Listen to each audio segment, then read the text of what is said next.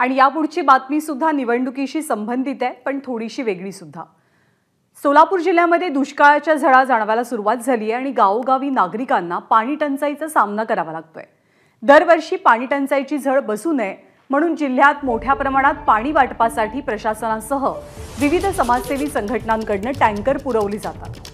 मात्र यंदाच्या वर्षी लोकसभा निवडणुकीची आचारसंहिता लागू असल्यामुळे टंचाईग्रस्त भागात पाणी पुरवठा करण्यास किंवा पाणी वाटप करण्यास अडचणी येतात।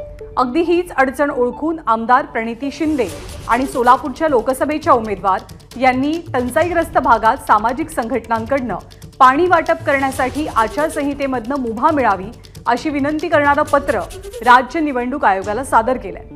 सामाजिक संघटना आणि संस्थांना पाणी वाटपाची परवानगी द्यावी, यासाठी निवडणूक आयोगाची परवानगी आणि सहकार्य असणं आवश्यक आहे असं प्रणिती यांनी आपल्या पत्रात नमूद केलंय।